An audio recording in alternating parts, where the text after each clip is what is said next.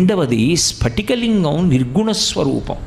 స్ఫటికలింగం దగ్గరికి వెళ్ళి కూర్చుని దానికి జరుగుతున్నటువంటి అర్చన చూసినా, దానికి జరుగుతున్న అభిషేకం చూసినా అసలు పరబ్రహ్మము యొక్క స్వరూపము అవగతమవుతుంది అన్నారు. ఎందుచేత స్ఫటికలింగమునకు ఉన్న రంగేది అని అడిగారు అనుకోండి, అసలు స్ఫటికానికి ఈ రంగు ఉంటుందని చెప్పడం కష్టం. అది తెల్లగా ఉంటుంది. శాంతం పద్మాసనస్థం శశిధర మకుటం పంచవక్త్రం త్రినేత్రం అంటూ పరమశివుడు ఎలా ఉంటాడు అని వర్ణిస్తే స్ఫటిక మణినిభం పార్వతీశం నమామి.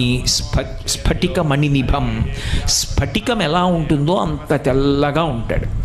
ఇప్పుడు స్ఫటికలింగం తెల్లగా ఉన్నదాని దగ్గరికి తీసుకెళ్ళి మీరు ఒక ఎర్ర పువ్వు ఇలా ఉంచారనుకోండి, స్ఫటికలింగం అంతా కూడా ఎర్రగా అవుతుంది. ఇప్పుడు ఎందుకు ఎర్రగా అయింది? దాని ముందుకు ఒక ఎర్రటి